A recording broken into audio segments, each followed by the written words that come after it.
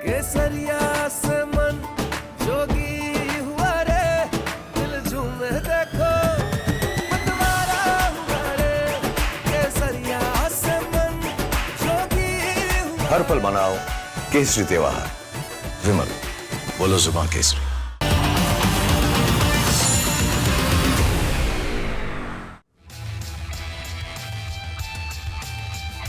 नमस्कार, मेरा नाम है विवेक श्रीवास्तव। आप देख रहे हैं रिपब्लिक भारत पर। यह खबर आपने देखी क्या? सबसे पहले बात करेंगे धर्म के धंधेबाज योगी करेंगे इलाज। ऐसा हमने क्यों लिखा है? क्योंकि उत्तर प्रदेश में जो धर्मांतरण का गंदा खेल खेला जा रहा है, उधर बीजेपी हिंदू एकजुटता का नारा दे रही है। मुख्यमंत्री योगी आदित्यनाथ ने घुसपैठियों के खिलाफ ऑपरेशन टॉर्च चलाकर उन्हें देश से बाहर निकालने का मिशन शुरू कर दिया है। तो बुलडोजर बाबा इस पूरे प्रकरण पर नजर बनाए हुए हैं और सरकार भी कर रही है कार्रवाई। तो अब तक कितनी कार्रवाइयां हुई हैं, कहां कहां ऑपरेशन टॉर्च चला है, धर्मांतरण के रैकेट में अब तक कार्रवाई में क्या निकला है और आगे क्या है प्लान, जानने के लिए देखिए हमारी ये रिपोर्ट।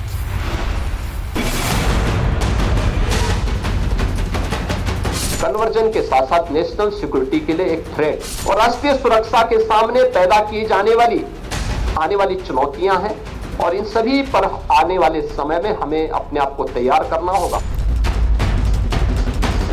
मुझे लगता है कि आपने काल का ध्यान रखा तो महाकाल भी आपका सहयोग करेगा। देश से लेकर बांग्लादेश तक हिंदुओं पर हो रहे अत्याचार को लेकर बीजेपी हिंदू एकजुटता का नारा दे रही है। उत्तर प्रदेश के मुख्यमंत्री योगी आदित्यनाथ घुसपैठियों के खिलाफ ऑपरेशन टॉर्च चलाकर उन्हें देश से बाहर निकालने के मिशन पर लगे। बाबा का बुलडोजर अतिक्रमण साफ करता जा रहा है, तो वहीं योगी सरकार धर्मांतरण के विरुद्ध आखिरी युद्ध को अपने अंजाम तक पहुंचाने में जुटी है। धर्मांतरण का रैकेट चलाकर सीधे योगी सरकार को चुनौती देने वाले लोगों के लिए योगी ने प्रण ले लिया है। जिहाद और उन्माद के कनेक्शन वाले धर्मांतरण रैकेट चलाने वालों को नेस्तनाबूद कर दिया जाएगा। आगरा ने आगरा की उस घटना का उल्लेख किया था जो वहां पे कन्वर्जन के साथ साथ नेशनल सिक्योरिटी के लिए एक थ्रेट आगरा से देखने को मिला था। यह उदाहरण आंखों को खोलने वाला है। एक जगह का नहीं, अनेक जगहों पर इस प्रकार की चीजें मिलेंगी और केवल कन्वर्जन से जुड़ा हुआ मामला नहीं है और राष्ट्रीय सुरक्षा के सामने पैदा की जाने वाली आने वाली चुनौतियां हैं और इन सभी पर आने वाले समय में हमें अपने आप को तैयार करना होगा। पिछले कुछ महीनों से उत्तर प्रदेश में धर्मांतरण और जिहाद के अलग अलग पैटर्न सामने आ रहे हैं। फिर चाहे वो केजीएमयू की पैथोलॉजी लैब में धर्मांतरण का खेल हो या फिर बरेली में लव जिहाद के आरोप में हिंदू लड़की के साथ पकड़े गए 2 मुस्लिम युवक। योगी ने इन जिहादियों के खिलाफ पक्की तैयारी कर ली है। इन कट्टरपंथियों का खात्मा करने का प्लान तैयार कर लिया गया है। धर्मांतरण रैकेट को नेस्तनाबूद करने के लिए योगी फोर्स एआई का इस्तेमाल करेगी। कि कोई व्यक्ति महाकाल का शिकार क्यों होता है? क्योंकि वह काल का ध्यान नहीं देता है। लेकिन यहां पर मुझे लगता है कि आपने काल का ध्यान रखा तो महाकाल भी आपका सहयोग करेगा। योगी आदित्यनाथ की सरकार पहले ही 2020 में एंटी कन्वर्जन कानून लागू कर चुकी है, जिसके तहत रिश्वत या शादी करके किसी का धर्मांतरण कराना गंभीर अपराध है और इसके तहत 7 साल की सजा का प्रावधान है। लेकिन इसके बावजूद हिंदू लड़कियों को प्रेम जाल में फंसाकर उनका धर्म परिवर्तन करने वाला गिरोह अपने नापाक मंसूबों से तौबा नहीं कर रहा है। आंकड़े इसकी तस्दीक कर रहे हैं। 2020 से जुलाई 2024 तक धर्मांतरण के 835 मामले दर्ज किए गए। धर्मांतरण के इन मामलों में 1682 गिरफ्तारियां हुई हैं, तो 300 से ज्यादा मामले लव जिहाद से जुड़े हुए हैं। एक तरफ योगी आदित्यनाथ धर्मांतरण के खिलाफ युद्ध का शंखनाद कर चुके हैं। हिंदुओं को जागृत करने के साथ बटोगे तो कटोगे वाले नारे के साथ एकजुटता का संदेश दे रहे हैं। तो वहीं समाजवादी पार्टी के प्रमुख अखिलेश यादव तुष्टीकरण की घिसी पिटी राजनीति कर रहे हैं। जाति की आंच पर सियासी खिचड़ी पकाने की कोशिश कर रहे हैं। अंदरूनी कलह की आंच पर हिंदुओं को जाति में बांटने का प्रयास कर रहे हैं। ब्राह्मणों के साथ भेदभाव की बात कर रहे हैं। अखिलेश ने बिना नाम लिए बीजेपी पर ब्राह्मणों के साथ भेदभाव करने का आरोप लगाया। उन्होंने एक्स पर लिखा कि मर्जी और पर्ची ही जिस पार्टी के संगठन और सरकार का आधार हो, वहां मौन रहने में ही अपना सम्मान है। समाज से राजनीति है, राजनीति से समाज नहीं। वो याद रखे, सम्मान करने से ही सम्मान मिलता है, पदनाम से नहीं। भाजपा जाए तो सम्मान आए। अखिलेश यादव इससे पहले भी शायराना अंदाज में ये बात उठा चुके हैं। दरअसल पूरा मामला उत्तर प्रदेश बीजेपी के प्रदेश अध्यक्ष पंकज चौधरी से जुड़ा है। पंकज चौधरी ने ब्राह्मण विधायकों को समाज को लेकर किसी भी तरह की बैठक ना करने की चेतावनी दी थी। उसी मुद्दे को अखिलेश यादव अपनी राजनीति के लिए भुनाने की कोशिश कर रहे हैं। धर्मांतरण पर उनकी जुबान सिल जाती है, लेकिन हिंदुओं के बीच थोड़ी सी अनबन भी वोट का फायदा लगती है उनको। जबकि बीजेपी साफ कह रही है, बार बार कह रही है कि देश संविधान और कानून से चलेगा, मजहबी एजेंडे से नहीं। देखिए, ऐसे बहुत से मौलाना हैं जो मुंह पर संविधान रखते हैं, लेकिन उनके दिल में तालिबान ही बसता है, और यह बार बार देखा गया है। लेकिन एक बात बहुत स्पष्ट है, यह देश सिर्फ और सिर्फ संविधान से चलेगा। ये किसी की मनमर्जी से नहीं चलेगा, ये किसी धर्म के नियम और कानून से नहीं चलेगा। और यह बात जो भी मौलाना बयान दे रहे हैं उनको अच्छी तरह से समझ लेना चाहिए। सवाल यह है कि अखिलेश यादव धर्मांतरण पर कब बोलेंगे? अखिलेश यादव लव जिहाद पर कब मुंह खोलेंगे? क्या अखिलेश का पीडीए फॉर्मूला फ्लॉप हो गया है? क्या अखिलेश को 27 में सत्ताधीश बनने के लिए बीजेपी की आपसी कलह की जरूरत पड़ गई है? और उससे भी बड़ा सवाल यह है कि क्या यूपी की जनता अखिलेश के तुष्टीकरण पर मुहर लगाएगी या योगी के एक है तो सेफ है के नारे को अपनाएगी? Bureau report, Republic Bharat. और अब चलिए आगे बढ़ते हुए, हिंदू खतरे में क्यों, यह हमने क्यों लिखा है, इससे जुड़ी एक बेहद अहम खबर है। देश के तमाम हिस्सों में घुसपैठियों की समस्या बड़ा रूप लेती जा रही है। इसके चलते डेमोग्राफी बदल रही है। काफी बदलाव देखने को मिल रहा है डेमोग्राफी में। लगातार बढ़ते घुसपैठिए देश की सुरक्षा को लेकर भी चिंता का सबब बनते जा रहे हैं। लेकिन ये जो रिपोर्ट हम आपको दिखाएंगे, इससे आपको अंदाजा हो जाएगा कि मुंबई में जो बीजेपी के नेताओं ने बयान दे रखा है, और वो लगातार कहते जा रहे हैं कि मुंबई के कुछ इलाकों में मुस्लिम समुदाय की आबादी बढ़ रही है। और उसी से मिलती जुलती एक घटना हम आपको राजस्थान से बताएंगे कि राजस्थान के एक जिले में कैसे डेमोग्राफी बदल रही है। पिछले कुछ सालों में 800 से ज्यादा परिवार, 100-200 की बात नहीं कर रहा, 800 से ज्यादा परिवार घर छोड़कर जा चुके हैं, पलायन कर चुके हैं। प्रशासन अब तक क्या कर रहा था, लोगों का है क्या आरोप, लोगों की समस्याएं क्या हैं, वो ग्राउंड रिपोर्ट भी हम आपको दिखाएंगे। देखिए,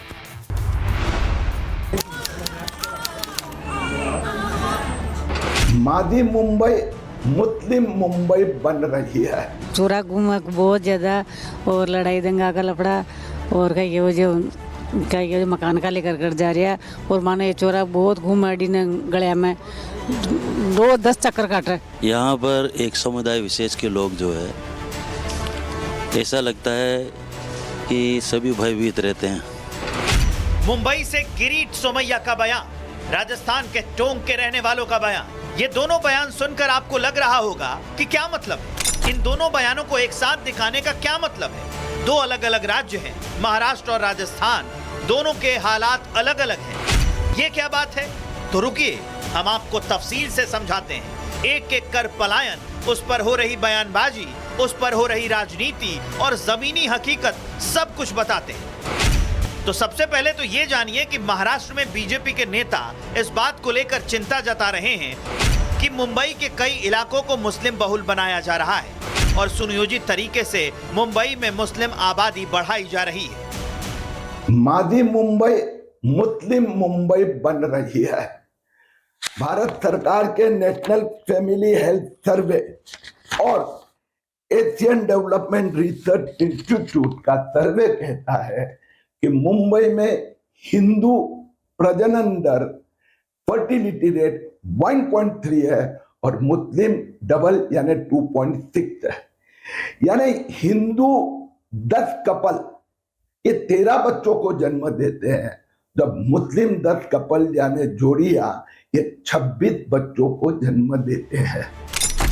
किरीट सोमैया ने बयान के समय भारत नेशनल फैमिली सर्वे और एशियन डेवलपमेंट रिसर्च इंस्टीट्यूट के सर्वे को कोट किया। उसके अनुसार मुंबई में हिंदू परिवारों में फर्टिलिटी रेट 1.3% से कम है और मुस्लिम परिवारों का फर्टिलिटी रेट लगभग 2.6% है। यह आंकड़ा बताता है कि फर्टिलिटी रेट हिंदू के मुकाबले मुस्लिमों में डबल है। हिंदू के 10 कपल 13 बच्चों को जन्म देते हैं तो मुस्लिम के 10 कपल 26 बच्चों को जन्म देते हैं। यानी मुंबई में हिंदुओं के मुकाबले मुस्लिम डबल बच्चा पैदा कर रहे हैं। ये तो हाल हुआ मुंबई का।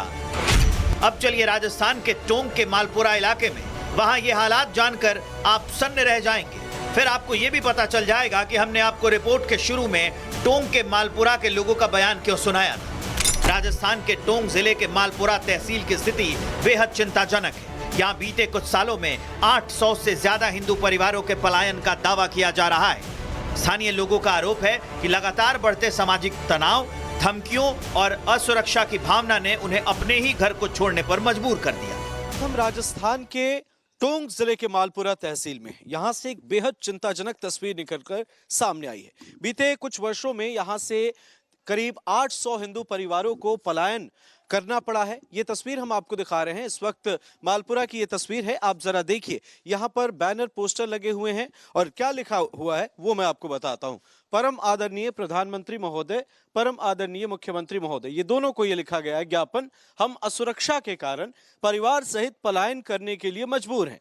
सरकार हमें हमारी सुरक्षा एवं रहने की व्यवस्था करे। तो ये तस्वीर है, कई जगहों पर ये पोस्टर लगे। पीड़ित परिवारों का कहना है कि वो पीढ़ियों से इस इलाके में रह रहे थे, लेकिन हाल के कुछ सालों में हालात तेजी से बदले। आरोप है कि कुछ असामाजिक तत्वों द्वारा डराने, धमकाने, विवाद और दबाव की घटनाएं बढ़ गई, जिसकी कई बार शिकायतें भी की गई, लेकिन प्रशासन फुस। कोई सहयोग नहीं मिला हमारे यहाँ पे आए दिन बच्चों को परेशान करते हैं।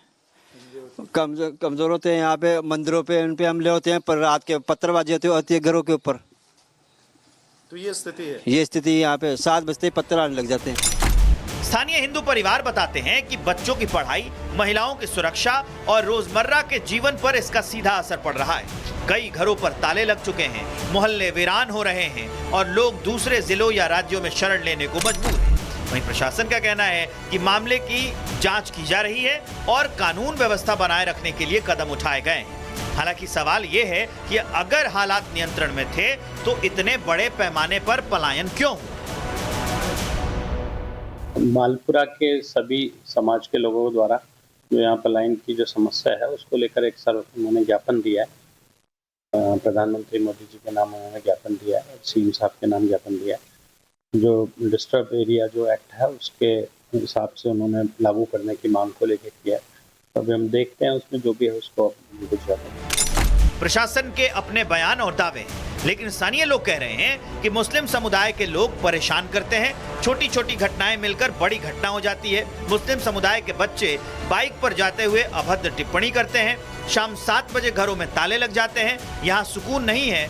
जब एक मकान बिकता है बस मकान के पड़ोसी परेशान हो जाते हैं और उसे करते करते 800 परिवारों का पलायन पूरे मालपुरा को बदल चुका है।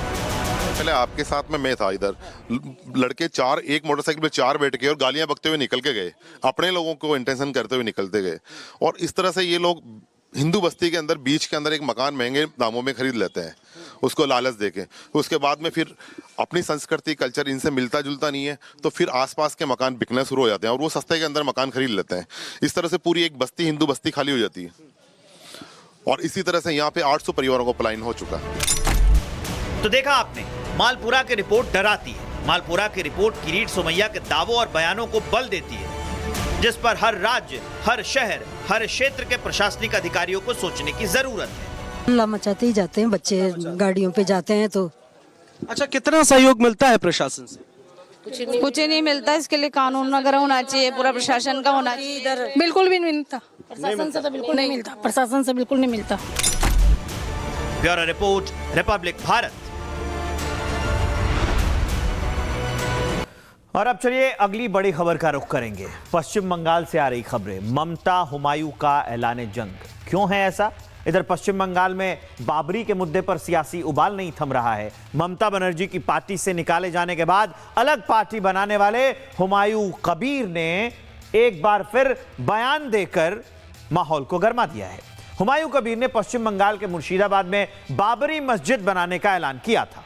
बाबरी के मुद्दे पर उनका रुख नहीं बदल रहा है और यही बंगाल में ममता बनर्जी की परेशानी बन गया है। उसी पर हमने एक विस्तारित रिपोर्ट तैयार की है, दिखाते हैं।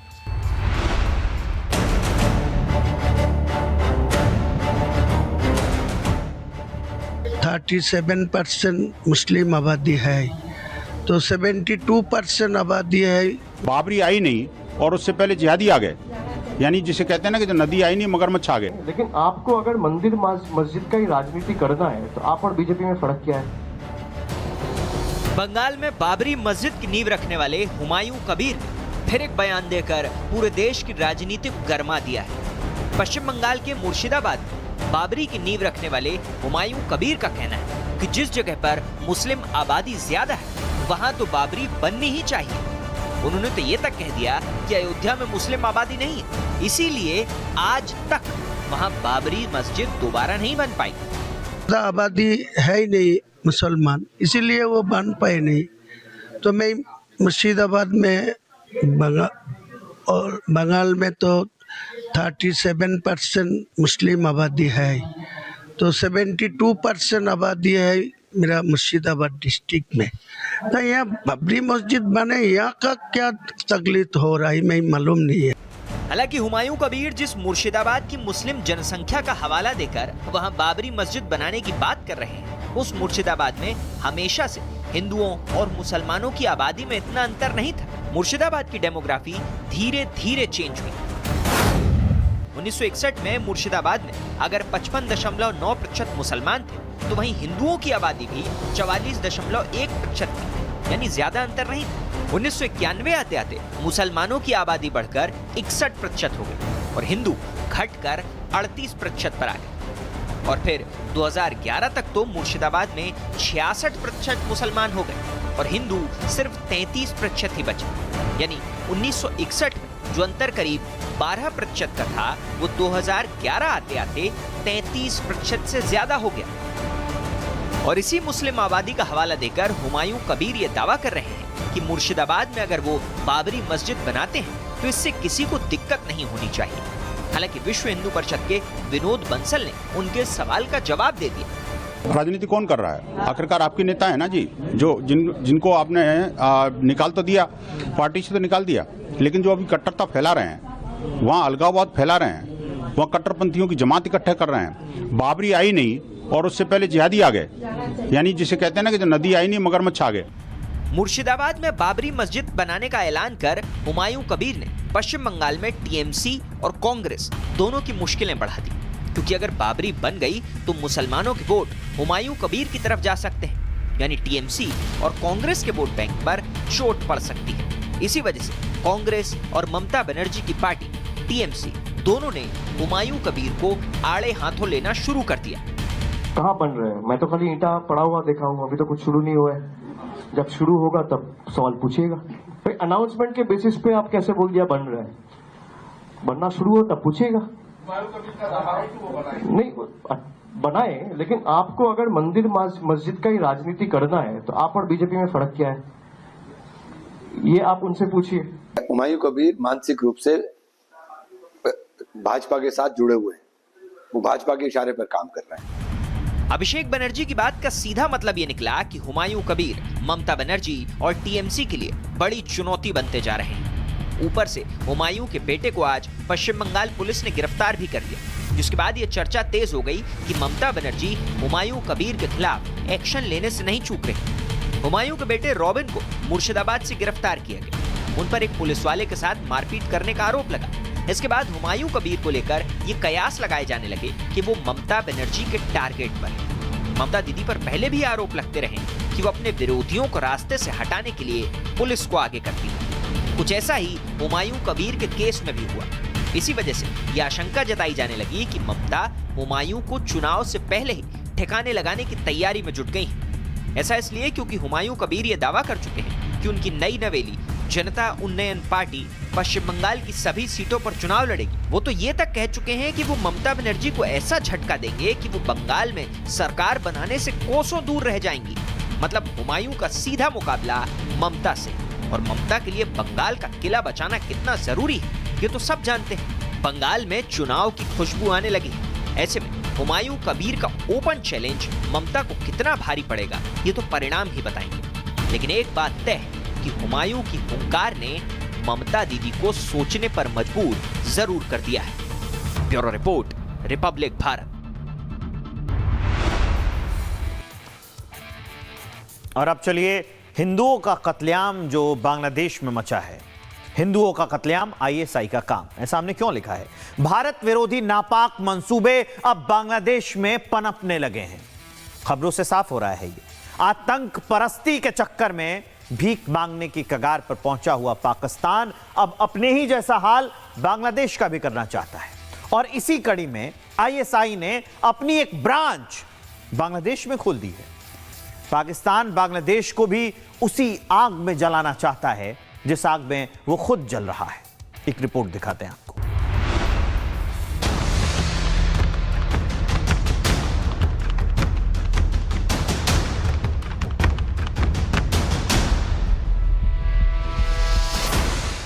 जो बांग्लादेश 1971 में पाकिस्तान से अलग हुआ, उसी बांग्लादेश में अब मुल्ला मुनीर की ब्रिगेड साजिशें रच रही। इस मुल्क को यूनुस ने कट्टरपंथी जमात को सौंप दिया। बांग्लादेशी हिंदुओं पर कहर बनकर बरस रहे हैं। बांग्लादेश में हिंदुओं पर अत्याचार कम होने का नाम नहीं ले रहा है। अल्पसंख्यक हिंदुओं पर हिंसा बढ़ती जा रही है। कट्टरपंथी जमात खुलकर मनमानी कर रही है। घर जल रहे हैं, दुकानें उजड़ रही हैं और निशाने पर सिर्फ और सिर्फ हिंदू समुदाय है। दुनिया भर में गुस्सा है। सवाल है, कहां है यूनुस? आईएसआई को कैसे पूरे मुल्क की कमान सौंप दी और खुद उसकी कठपुतली बन गए? ये सवाल हम इसलिए कर रहे हैं क्योंकि रिपब्लिक भारत पर एक बांग्लादेशी पत्रकार ने बड़ा दावा किया है। पत्रकार शोएब चौधरी का आरोप है कि बांग्लादेश में आईएसआई ने ढाका सेल खोला है और इस मुल्क में जो कुछ भी हो रहा है वो आईएसआई के इशारे पर हो रहा है। ये हिंदुओं के ऊपर जाति नरसंहार चल रहा है।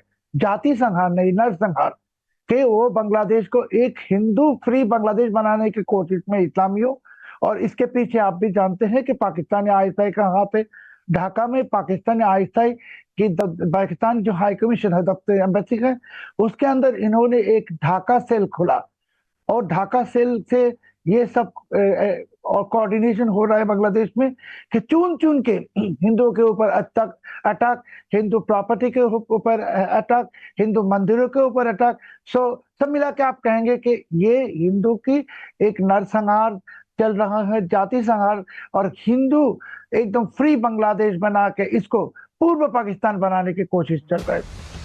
शोएब यही नहीं रुके, उन्होंने बांग्लादेश पर ऐसे ऐसे खुलासे किए जिसने हर किसी को हैरान कर दिया।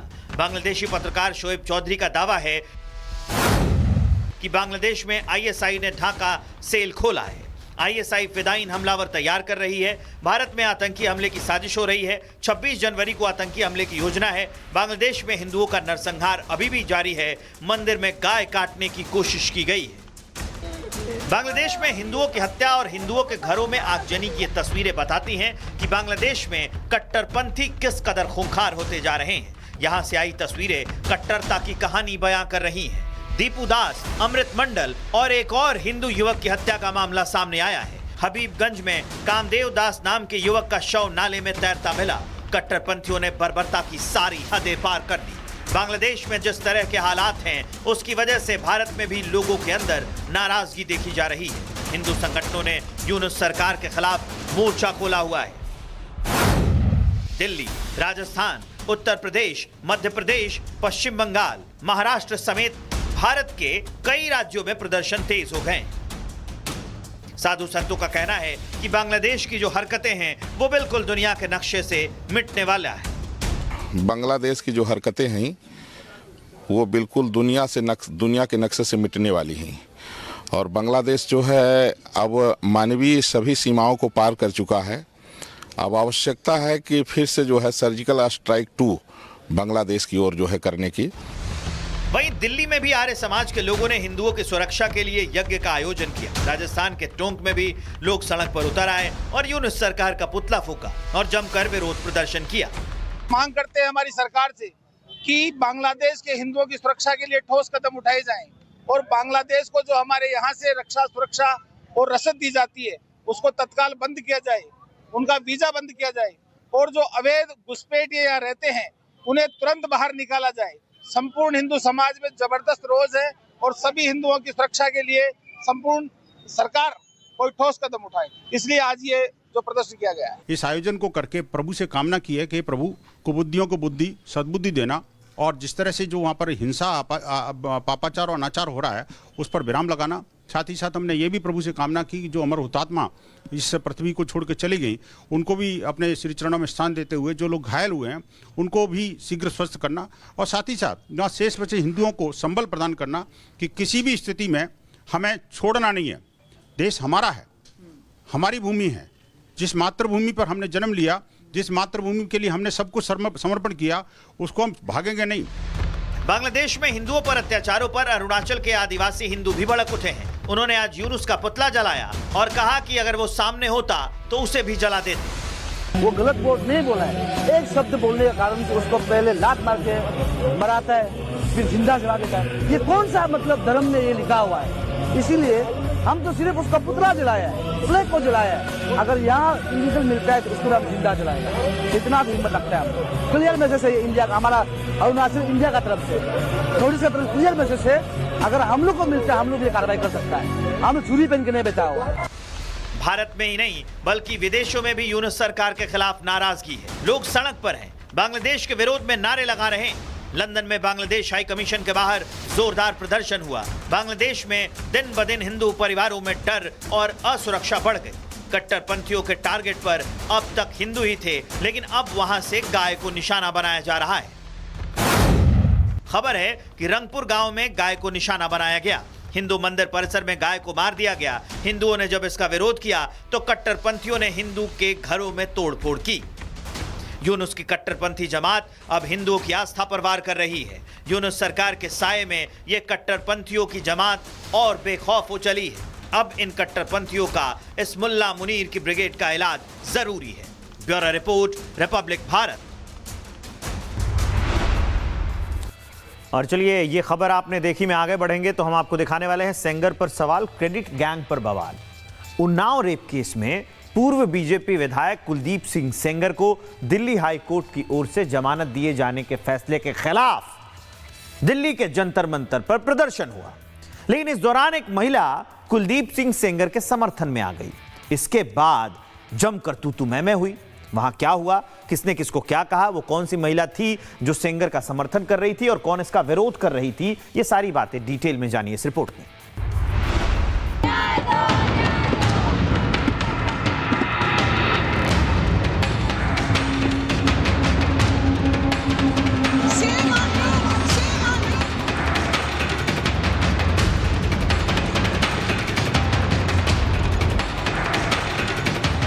तस्वीरें दिल्ली के जंतर मंतर की है, जहां उन्नाव रेप केस में पूर्व बीजेपी एमएलए कुलदीप सिंह सेंगर को मिली जमानत के खिलाफ महिला अधिकार कार्यकर्ता, वामपंथी छात्र संगठन, सामाजिक कार्यकर्ता प्रदर्शन कर रहे थे।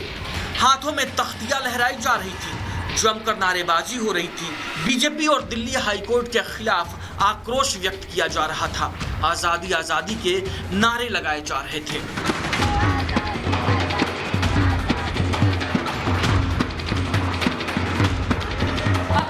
सजा मिलनी चाहिए। इस तरीके से अगर कानून करती रहेगी तो हमारा इस सरकार से विश्वास उठ जाएगा और हम लगातार सड़क पे रहेंगे जब तक पीड़िता को न्याय नहीं मिल जाता है। हमारे देश में ये पहली दफा नहीं हो रहा है। और 2002 के भी कांड में इस तरीके से हुआ था कि आरोपियों को रिहा करके उनको माला पहना के लड्डू खिलाए थे। जब तक पीड़िता को न्याय नहीं मिल जाता तब तक हम लड़ते रहेंगे। प्रदर्शनकारी नारेबाजी कर रहे थे। हाईकोर्ट और सरकार को कोसा जा रहा था, लेकिन तभी पुरुष आयोग एनजीओ की फाउंडर बरखा त्रेहान कुलदीप सेंगर के सपोर्ट की तख्ती लेकर प्रदर्शन में पहुंच गई। मौके पर तनाव के हालात पैदा हो गए और सामाजिक कार्यकर्ता योगिता भयाना और बरखा त्रेहान के बीच जमकर झड़प हुई। न्याय हुआ, गुड़िया को न्याय दिलाने के लिए 8 साल की जेल, 8 साल की जेल, 8 साल की जेल। हमें जुडिशरी को रेप ये गलत बात है। आप पॉलिटिशियन मत करिए, मत करिए। 8 साल की सजा पूरी कर रहे हो। I support Kuldeep Singh Sengar.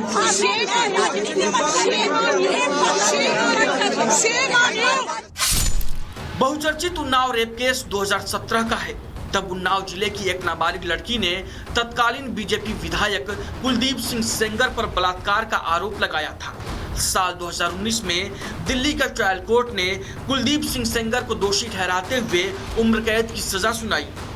वहीं अब दिल्ली हाई कोर्ट ने उम्र कैद की सजा निलंबित कर कुलदीप सेंगर को सशर्त जमानत दे दी है, जिसको लेकर लोगों में गुस्सा दिख रहा है।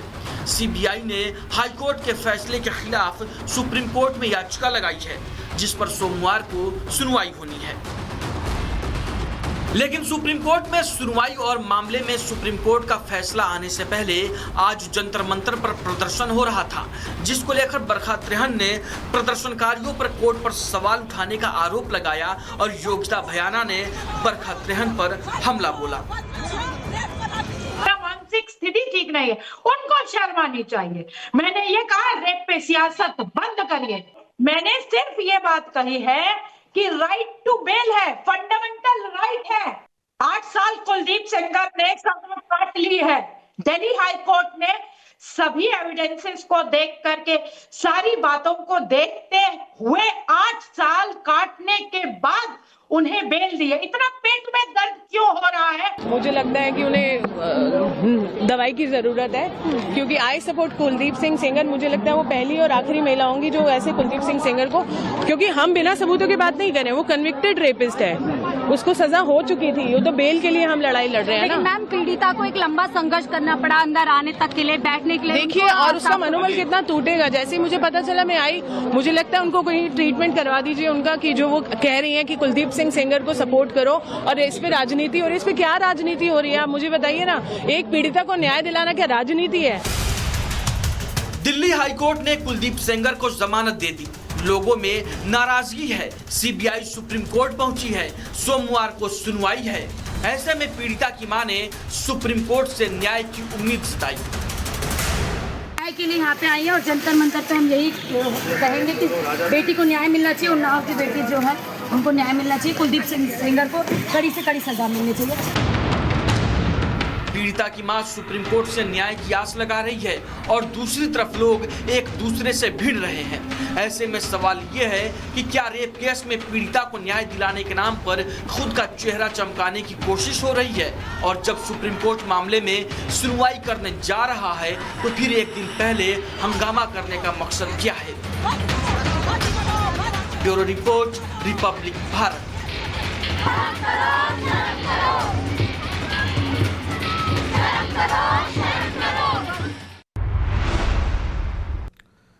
और अब चलिए खबरों में आगे बढ़ते हैं। लखनऊ से एक बेहद गंभीर और झकझोर देने वाला मामला सामने आया है, जहां चोरी के आरोप में गिरफ्तार एक युवक की न्यायिक हिरासत में मौत हो गई। परिजनों ने पुलिस पर बेरहमी से पिटाई करने, इलाज ना कराने और मौत की जिम्मेदारी छिपाने के आरोप लगाए। उस पर एक रिपोर्ट दी।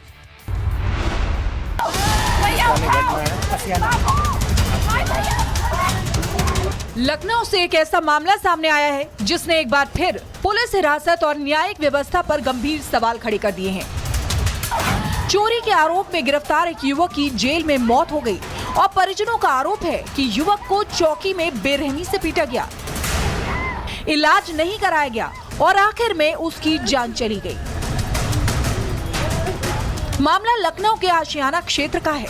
मृतक का नाम मिथुन कुमार बताया जा रहा है, जिसकी उम्र 28 साल थी, जो कि लाइटिंग का काम कर अपने परिवार का पालन पोषण करता था। लेकिन एक दिन चोरी के आरोप में पुलिस ने मिथुन को पकड़ लिया। वहीं परिवार का कहना है कि मिथुन की गिरफ्तारी की कोई सूचना नहीं दी गई। जब 3 दिन तक लापता रहने के बाद परिवार ने पुलिस में कॉल किया, तब उन्हें मिथुन की जानकारी मिली कि वो जेल में है। वहीं अब परिवार ने पुलिस प्रशासन पर आरोप लगाया कि जेल में मिथुन को बुरी तरह पीटा गया और समय पर इलाज नहीं मिलने के कारण उसकी मौत हो गई।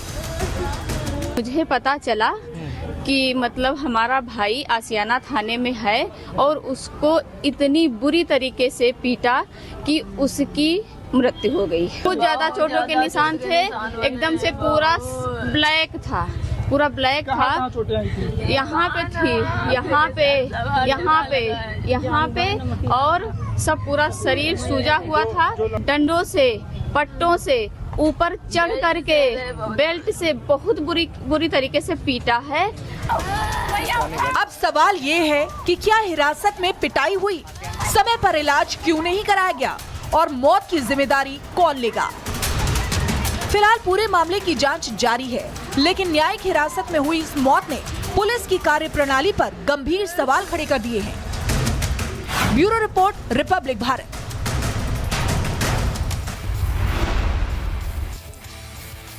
ये बेहद चिंताजनक स्थिति है कि अगर पुलिस की कस्टडी में ऐसी ज्यादती की गई।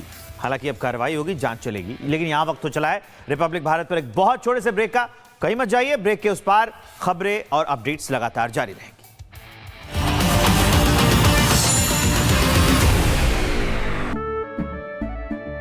केसरिया से मन जोगी हुआ रे, दिल झूमे देखो मतवारा हुआ रे, केसरिया से मन जोगी हुआ। हर पल मनाओ केसरी त्योहार। विमल, बोलो जुबान केसरी।